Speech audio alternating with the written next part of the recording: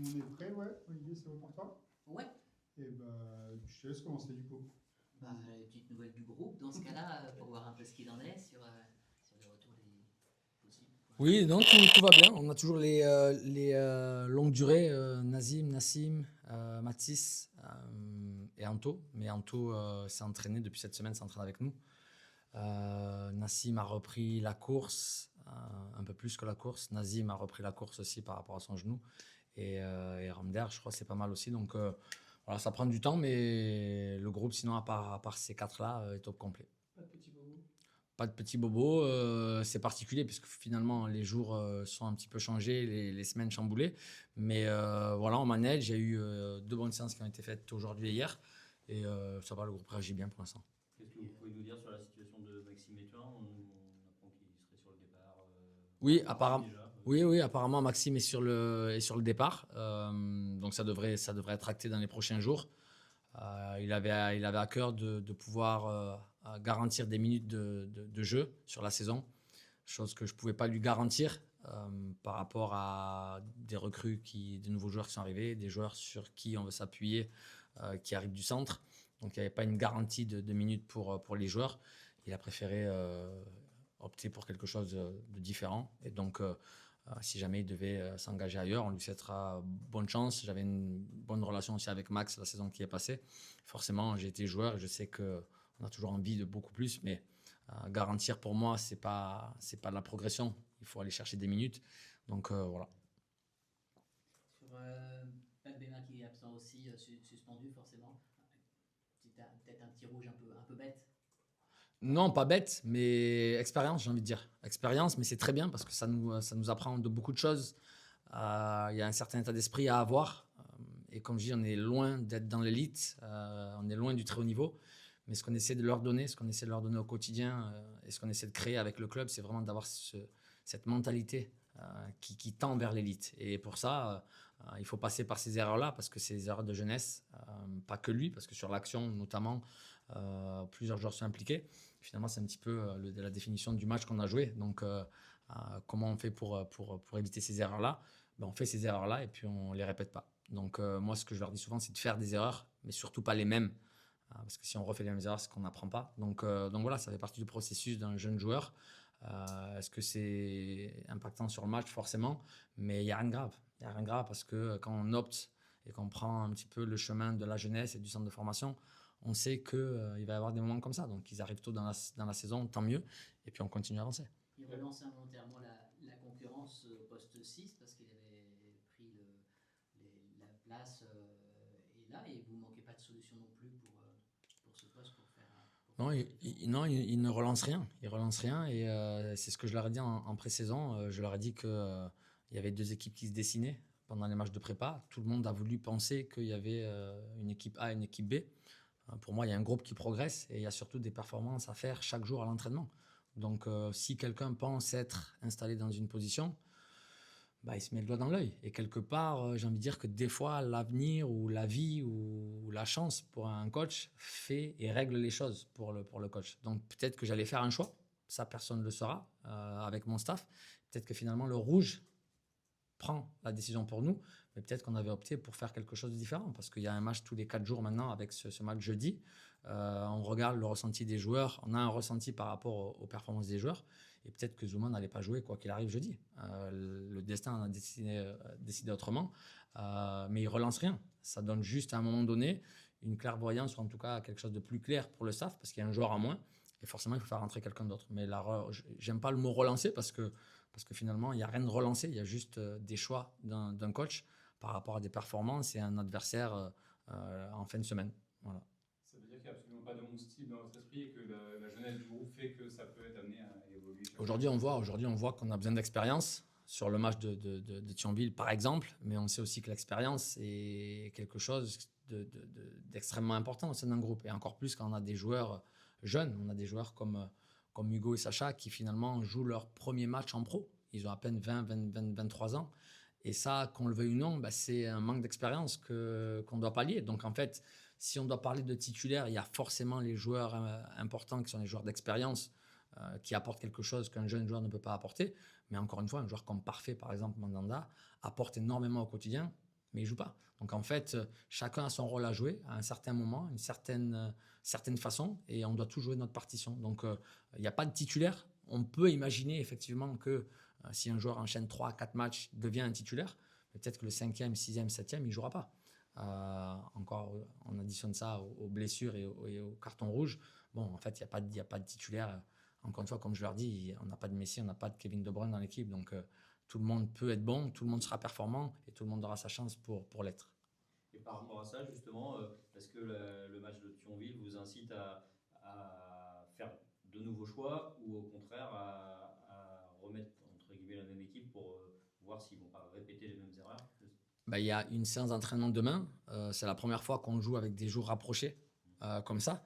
Donc avant de penser à changer une équipe et penser que le match ou le résultat surtout de Thionville peut avoir un impact sur ma décision de faire la prochaine équipe, non. Moi, ce qui va m'importer, c'est cette séance de demain, savoir comment les joueurs vont se réveiller demain pour la séance, comment ils vont terminer la séance, parce qu'il peut y avoir un joueur qui est fatigué, il peut y avoir un joueur qui a un petit bobo quelque part, et cela me forcera à faire de nouveaux choix. Le rouge me force à faire un nouveau choix, mais le résultat de Thionville ne me force pas à faire un nouveau choix.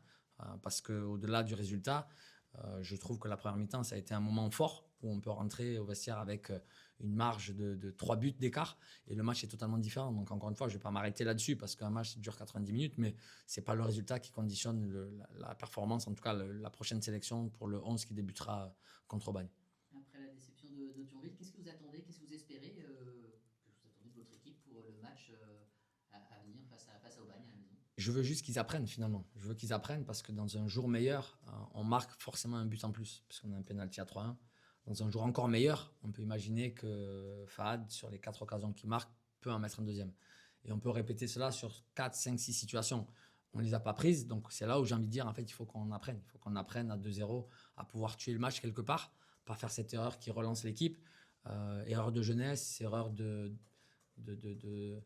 on est un petit peu excité à l'idée de produire quelque chose qui donne envie à tout le monde et aux joueurs, mais savoir aussi prendre la distance sur le terrain et savoir comment impacter le jeu différemment. Donc c'est ça où il faut, c'est ce que j'ai envie de voir. J'ai envie de voir mon groupe grandir. J'ai envie que le staff grandisse aussi parce qu'il y a aussi nous-mêmes, on doit se mettre dans la boucle. Et finalement, si on arrive à progresser dans le contenu et dans cette gestion des émotions, je pense qu'on verra de belles choses. Donc en fait, j'ai pas envie de voir quelque chose de différent, si ce n'est d'avoir un peu plus de maturité. Mais cette maturité, malheureusement, elle va passer avec le temps, les matchs, les minutes qui vont passer, des erreurs, des bonnes performances, et on verra dans quelques semaines où on sera. Vous l'avez dit, il n'y a pas de petits bobos dans votre groupe, mais il y a 2 matchs donc très rapprochés. Est-ce que ça change quelque chose pour vous dans la gestion de votre groupe? Non, ça change la semaine, comment on construit la semaine, mais finalement, c'est un petit peu la sélection naturelle. Les joueurs qui vont récupérer plus vite seront plus aptes à jouer. Et la manière dont on a construit le groupe, c'est pour avoir des options un peu partout. Et finalement, que Zoumana soit suspendu, bon, mais c'est comme ça, quelqu'un d'autre jouera. Et si quelqu'un d'autre est un petit peu fatigué, il y a une petite méforme, quelqu'un d'autre jouera. Donc c'est vraiment l'idée qu'on avait dans la construction du groupe. Est-ce que ça sera pertinent? Ça, on ne pourra que le voir en fin de saison, mais il n'y a pas d'appréhension. Il va juste, encore une fois, quand on parle d'apprentissage, c'est comment on va gérer justement ces 4 jours. Avant, on avait 2 jours de repos et puis on pouvait s'entraîner fort pendant 4-5 jours. Là, c'est différent. On va voir qui peut être professionnel au point de devenir pro et d'être performant tous les 4 jours. Et ça, c'est intéressant parce que finalement, quand on parle d'apprentissage, oui, il y a les minutes qu'on va jouer, il y a les buts qu'on va marquer, les situations qu'on va créer, les matchs qu'on va faire où on va pas encaisser de buts, mais il y a aussi le joueur, l'individu lui-même, comment il va gérer son temps en dehors du centre d'entraînement. Et ça, c'est important parce que finalement, ils feront leur carrière ici ou ailleurs. On l'espère aussi ailleurs parce que ça voudrait dire qu'ils progressent et qu'ils aillent ailleurs, qu'ils arrivent à aller ailleurs, pardon. Mais finalement, ils pourront seulement être meilleurs que s'ils arrivent à gérer ces moments qui sont des moments, on appelle ça un petit peu le travail de l'ombre. Et finalement, nous, avec un peu de regard, un peu cette distance qu'on peut avoir sur le groupe, on va voir qui fait les choses mieux qu'un autre. Et finalement, ce mec-là travaillera mieux, plus longtemps et plus fort. C'est une marque de votre groupe cette année. Sur les 2 premières titularisations, on a vu des très jeunes joueurs. 8 et 11 joueurs sont de 19 à 22 ans, je crois. Forcément, ça apporte énormément de choses positives. Et puis d'autres, faut les former en même temps. C'est un mélange des deux. Oui, c'est ça. C'est exactement ça. Je pense que l'avenir dans la vie en général appartient à la jeunesse. Et donc, on ne peut pas aller contre ça. Pour autant, il faut arriver à encadrer cette jeunesse.